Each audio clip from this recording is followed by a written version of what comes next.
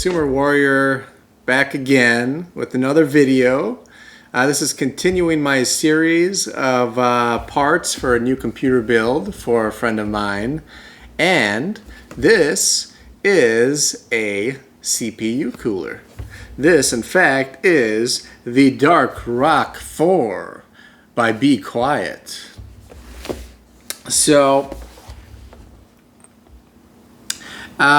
my friend wanted initially to get a liquid all-in-one cooler, and I advised against it. You can find air coolers that have similar performance to close to almost all of them except the most expensive high-end ones like 360 millimeter liquid coolers, and they are just, they're bulletproof, they're fail-proof. You're not going to have the water pump gunking up, and there have been problems where the cooling gets worse over time. You can have a pump fail, and then you can't really replace it. So I recommend air coolers just because there's less things that can go wrong. I don't know if you've ever worked on a car radiator, but if you dealt with an old car that had radiator problems, you will never get a liquid cooler like that. I've had some experiences like that. So I will never get a liquid CPU cooler. I don't want to worry about water leaking out on electronics. I know a lot of people like them and use them safely, but and you know, there are some I would recommend over others. You want it's not worth it to get the really small ones. You need at least like a 280 millimeter up and up, I would say, to make it worthwhile. And if so, that's cool. But this is, so I recommended something like this. You know, I like Noctua. They're kind of the gold standard. I hear good things about the Scythe Mugen as well. So that's supposed to test pretty well. And this is also up there, so it's kind of, you know, I don't have full control, so this is like one of the options that I presented. $75 seems like a good value.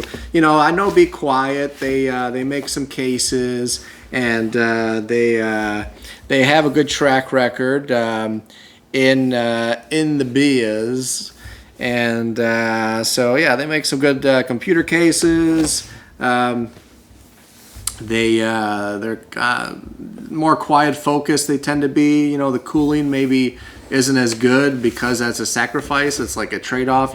Sometimes you can't have everything, but actually, according to Tech Jesus over at Gamers Nexus, they found that if you noise normalize the high flowing design, free flowing, like more airflow focused cases, you could just lower the fan speed and you get the same cooling as the more noise-oriented cases that have to have the fans at full blast to deal with extra obstructions and noise dampening materials and all that stuff. So there's that. So I would, you know, I just go for a well-flowing, free-flowing case. But I'm getting off topic here, so instead, let's talk about this. So I'm going to do an unboxing of this and take a look at it. I've never seen one of these before, so I am excited to take a look at this and see how it compares. My experience is with the Cooler Master Hyper 212 was my first, and then I got the Noctua NHD 14, and then up to the new NHD 15, which is like the evolution. That has two 140 millimeter fans, and the D14 has a 140 and a 120. So many numbers. So many numbers. Let me take a break. Okay. Cool the brain down. Cool the brain down. Alright. Good. Good. Alright, so let's open this baby up and see what we think. Nice blacked out aesthetic. So that is something to consider. You know, Noctua has that kind of obnoxious, off-putting beige and brown. They have the black ones, blacked out version out now, but I think it's harder to get a hold of. It's probably sold out in a lot of places right now, what with the crazy world we live in. So, open it up. First thing I see, we got our little Be Quiet logo pointing at us with the white and the orange. It's a fan. It's obviously a fan. So, let's pull this top part out. Be Quiet Silent Wings. I think I read in the literature this is a 135 millimeter fan, so like kind of a non-standard, your 140 millimeters. So, okay, all right. Hopefully, if it ever dies, you could put a regular 140 on there with the hardware, and it would work okay. Let's see what else we got here. We got this comes. It says Dark Rock 4 here. This is some manual looking stuff. We got a lot of papers here. So there's that. Guessing. Let's see what's in here. Let's do one thing at a time, shall we? Yeah, beautiful logo. Let's see the beautiful logo. Alright, first let's pull out the fan and take a look at this baby. See how this fan looks. I don't know what where Be Quiet is based out of. If it's just, you know, I'd be curious, you know, are they German? Are they Chinese? Alright, so we got a their fan here. Housing is not bad, sturdy. A little bit on the lighter side, I'd say, maybe a little bit lighter than the Noctua, but still feels substantial. They've got some notches in the fan here, if you could see. I think they claim it helps with the noise reduction, so I'll find out when I put this thing together. I got a nice sleeved cable here for PWM connector. It's kind of the plasticky polyester feel to the sleeve here, which is fine. Noctua is a nice softer one, but you know, this will hold up well, so I like to see that. So yeah, there's your fan. Hopefully it connects easily and well. Alright, what do we get in here?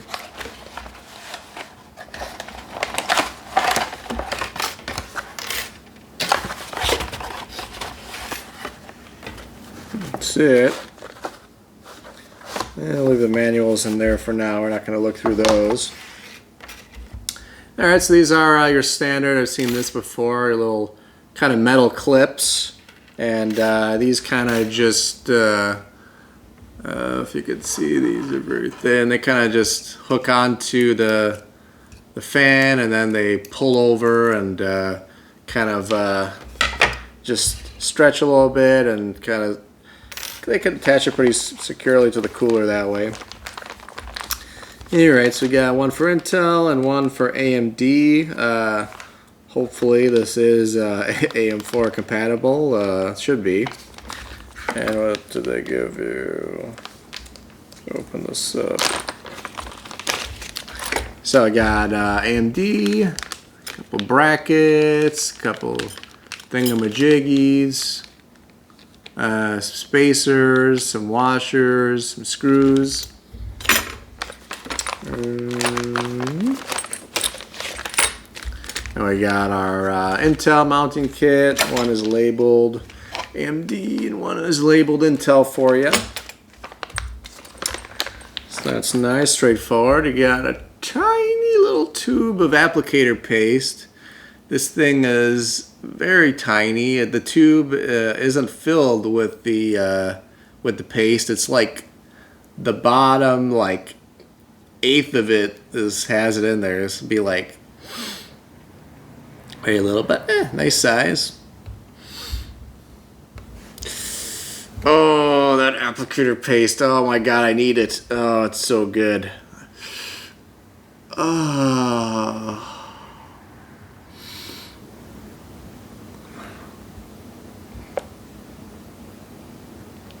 What was it talking about? What is going on? So there's your applicator paste right there.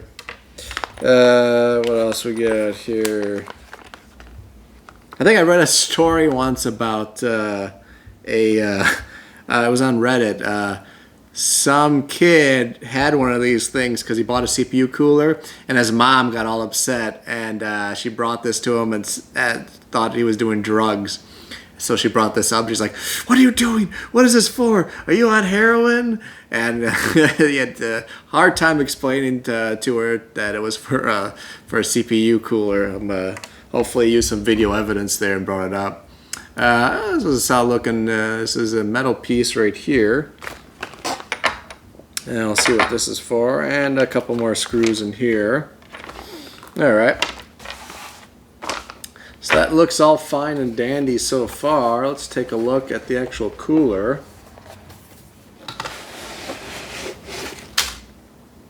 Oh. Desiccant silica gel. Do not eat. Don't tell me what to do.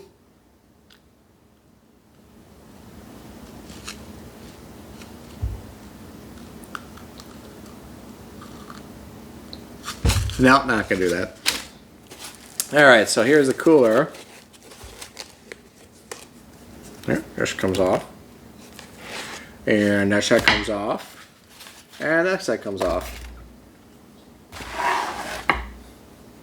Alright. Single tower cooler. I think this is off the top of my head, but I've seen some single tower coolers that aren't too far off performance-wise than the double tower coolers. Those weigh a lot more. They're more bulky. Obviously, they're going to cool a bit better, but you know, if you're not doing some crazy, there's a little gunk here. Some crazy, you know, if you're not getting like a 3900X, like 3950X, you know, the very toppest tier, I think a single tower cooler is totally fine. Something like this looks, you know, something higher quality like this. And it's a lot easier, hopefully, to install. I'll be finding out. But some of the double tower coolers, depending on the case, you know, it could be hard to, after you install it, I guess it's order of operations as well. Like, you know, put your cables in first, attach the fan first. But see, a lot of people say it's easier to put the cooler on to the motherboard before you put it in the case. So there's that. But then, sure, that's easier. But once you do that, then you've got to get your hand maybe over between the top of the case and it barely fits. And then it can be a pain sometimes. So there's trade-offs. So hopefully it's being single tower, this is a little easier to work with and it'll give you most of the performance. Warning, please peel off label before you use it. I'm sure even though it says that, you know there are some people who still forget and they put it on there with plastic and it cools like crapola. So make sure you take that off. Look before you leap and before you applicate coolers to CPUs. Yes, indeed. So, feels good. Not too heavy. So a little light, you know. You'd like the weight is good in this type of situation. I think that means more cooling. But yeah, fins look good, straight. Has a nice aesthetic to it, definitely. I think this will appeal to people who are more looking, concerned about the look of theirs from the side panel, want to show it off a bit more. This is all blacked out, looks cool with the caps on and I hit the max file size. Geez, how long was this video? I hope it's not that long. I can ramble sometimes. But yeah, this is, so yeah, it looks good aesthetically, you know, very nice looking.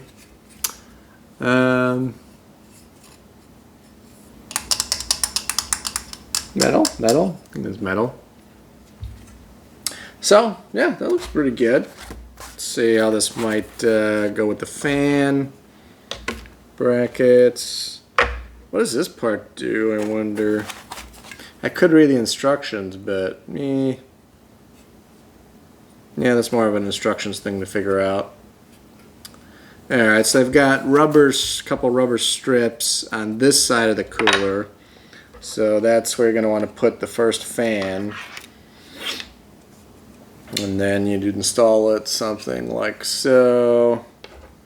Put it on there.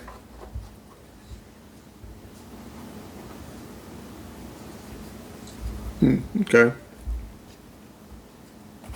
Hopefully this should have pretty good RAM clearance, being a single tower cooler, and this fan isn't overly large, and you can always adjust it to be up and down as well. So as long as the cooler itself doesn't overhang the RAM, I don't think it should with this type of design.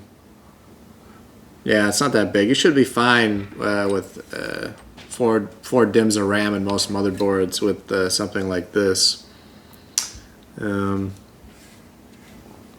So, yeah. My friend, is going to be using this with the Ryzen 7 3700X, and this should be plenty. Keep it well under, say, should never hit 75 degrees Celsius, even in like a torture test, Prime 95 type thing, and gaming, it should probably stick under 70. I know with the stock cooler, they can get pretty hot, all the way up to 95 is like the safe, the safe top. So you want to be well under that. So continue to boost itself. It's so cool that they overclock themselves. It's taken some of the fun out of overclocking, but on the other hand, it's fine too. And there's still some little things you could do. Actually, RAM matters more now.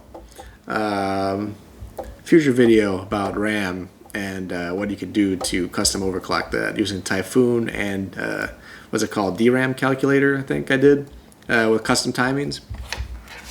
But yeah, anyways, so that's about it.